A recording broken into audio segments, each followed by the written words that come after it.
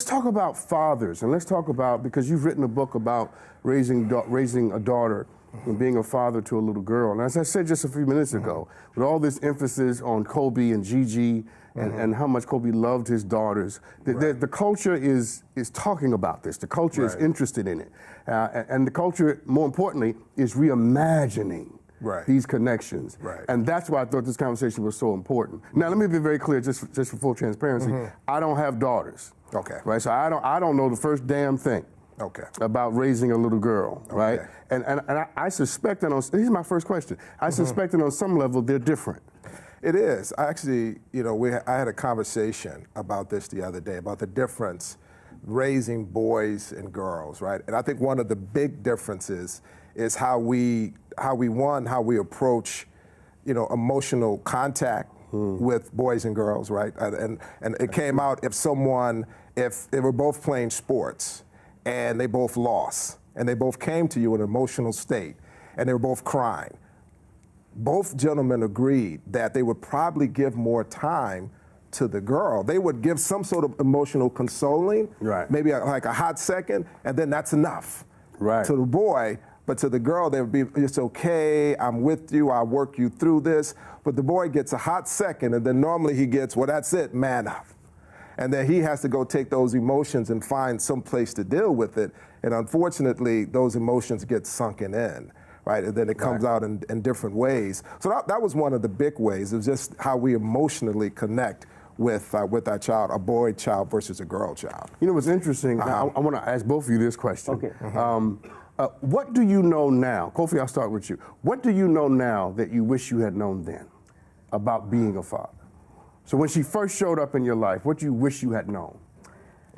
I was born in a country where, or in a culture, Ashanti culture, where Ghana, but particularly Ghana, and it's like the role of a husband or a father was just to be there and be like the disciplinary person, making sure that, you do the right thing.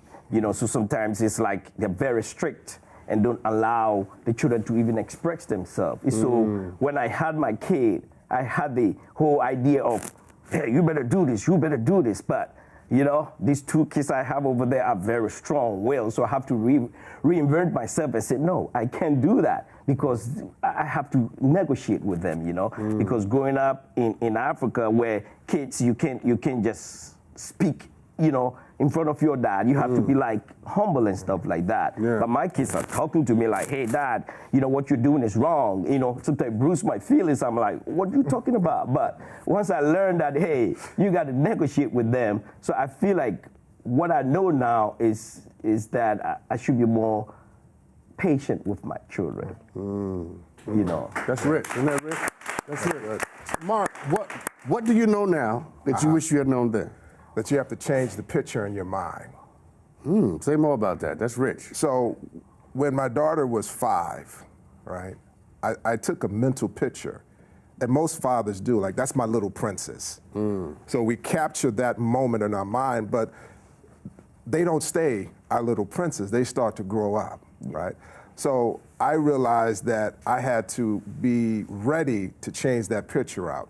Because now she's in the 6th grade, and she's not responding to me the same way she did, Dr. Sean, when she was my little 5-year-old princess. She's challenging me now. There's some distance coming, but it's a natural distance. But I think it's a distance that if I had at that time realized that you took a picture when you were 5, she's 12 now, you got to exchange that picture for something current, because in the exchanging of that picture, you get to deal with her developmentally where she is at this moment, not when she was wearing tutus. So she wants to play Fortnite now. She doesn't want to watch Disney. So I'm like, well, she still watches Disney, but the ideal is that I have to make that mental adjustment. Well, it's interesting, and I hear this from both of you, and tell me if I got it right. That one of the things both of you learned, perhaps even the hard way, is that you have to love the child you have, and you have to parent the one that's there. Not the one that you have in your head, or not the one you were taught to raise, but the one you have. Because and just respond to this if you will. How many fathers have quenched the flame of truly gifted daughters because they could not, because we could not love the child we had? That's a great question. That's a great question. I think that when we see our child, a girl child, and we see her blossoming and growing in certain ways, if we are socially conditioned to say that this girl child should not be doing this or should not be doing that, I think the tendency is to work against what you should be doing to help that talent to flourish. Yeah. And I think a lot of fathers, the beautiful thing is I think fathers are starting to challenge those social norms now, but I think for a long time, it's like girls are supposed to do this, right? If you were born a girl child, if that's your gender, if that's the gender that you were assigned at birth, these are the things that you should be doing. And I think men and fathers, we kind of held them to that. Not just fathers though, but mothers as well, because mothers are also sort of confined, they were confined to those social understandings. But I think the beautiful thing is that we're starting to allowing the girls the space to be the magnificent human beings that they truly are. Well, I want to come back to that, but before, Kofi, I want to ask you a question. Because here's the sacred part of what we're going to do. Because I think one of the values of this show, this program, is I'm hoping and believing that people will hear things they don't normally get to hear. So I'm going to ask you this. I'm going to ask you as well, Mark. What is your most consistent feeling as a father? Not as a man, not as a husband, but as a father of a daughter. What's your most consistent feeling? It's like one day they're gonna leave. They're gonna become their own independence. And that, have I failed them? Have I actually built a confidence in them that they can express themselves in whatever space they go to? So I'm always constantly checking myself. Sometimes I get very angry with them when they are doing some things, and I'm like, that anger may interfere with them building their confidence. So it's constantly reminding myself that I have to be careful how I groom them, because whatever I project on them, they would think it's acceptable, so that when they go into any relationship and they are being abusive or being yelled at, they would think it's normal. So I'm constantly checking that so that I don't do that, because I know that one day they're going to be looking up to say, if this husband or this boyfriend was my father would not allow that to happen. So it's like always doing that. I'm about to throw my shoe at you, Kofi. Yes, sir. Say it, sir. Yes, sir. Mark, what's your most consistent? That was great. Thank you. What's your most consistent feeling as a father? I think it's similar to Kofi's. I think there's a feeling of, it's excitement mixed with sort of fear and reservation. Right? I'm excited because I know how I'm raising my daughter.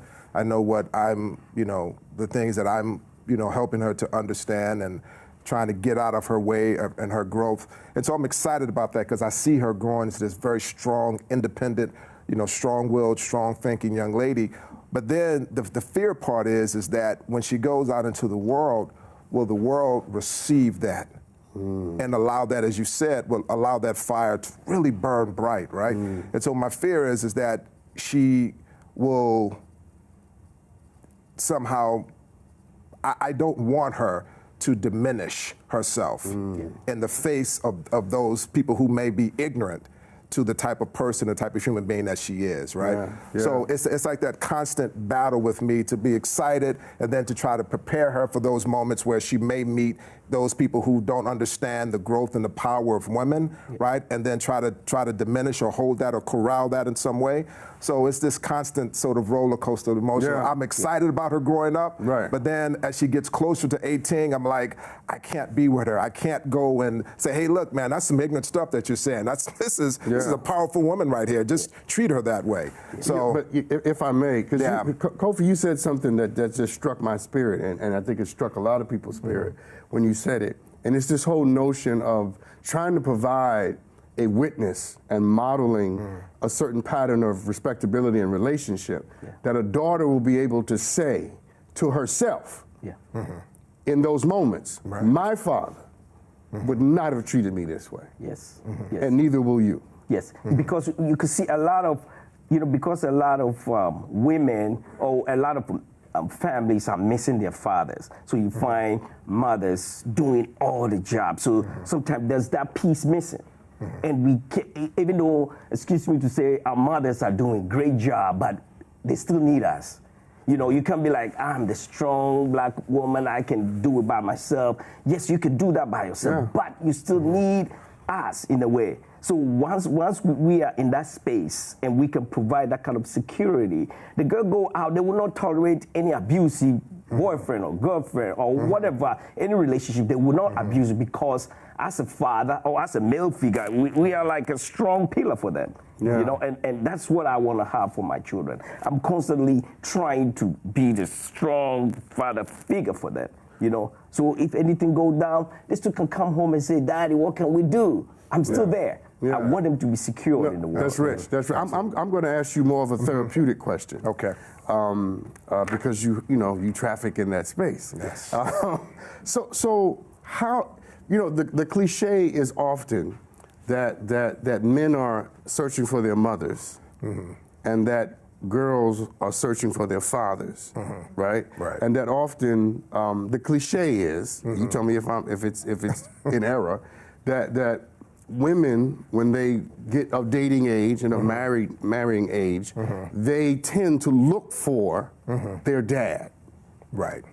I think that's true. I think that whether the father be, whether he was a positive father figure or not, right? I think that they just the fact of being born to this man and being impacted in the life of however much time they spent around that person, that they do gravitate towards that. And the unfortunate thing is, if they had a negative experience, if the father was derelict in his duties, or the father was abusive, then they will be conditioned to wanting and to receiving that, right? If I may, continue that thought in a second. But when you say abusive, you don't just mean hitting or verbal, just the patterns of silence, of distance. Right. Abuse, it's a spectrum, right? So, I mean, on the far end of the spectrum is definitely physical abuse. Right. But abuse can be neglect. Abuse can be just not showing warmth. Right. Abuse can be, it can be third party. It can be the child watching the father being abusive to the mother. Right. Right. So I think all of those things, there's so much stimuli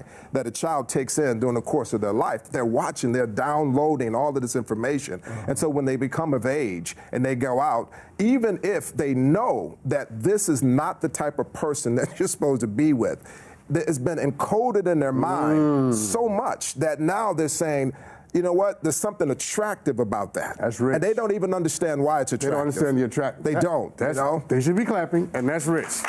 That's rich. But that's why it's important that what Kofi said, I think it's so important that he says that just reinforcing, how the intonation, right? Because you're going to get upset in front of your child, right? That's going to happen. But if you're forceful with that, and then you do that on a consistent basis, and you back your child down, your girl child down, then she's going to get conditioned that if someone raises their voice like that, I need to diminish and then back away. Even if it's something that they should be doing, that's right. So that's interesting. It really is. Let me ask you this: who taught you how to be a father? I don't think anybody taught me how to be a father. I just felt like I grew up in a space where my father, I don't have a good relationship with my father in terms of like holding me and being the daddy, but I know he was there. But my older brothers were saying that my father was the great daddy. He was taking us to church. Probably when it get to my time, he was already tired. So I don't feel that connection there. So that is where I felt like I want to feel that vacuum for my children. How did you learn it? How did I learn? I don't think it's just natural. I don't think you just learn it.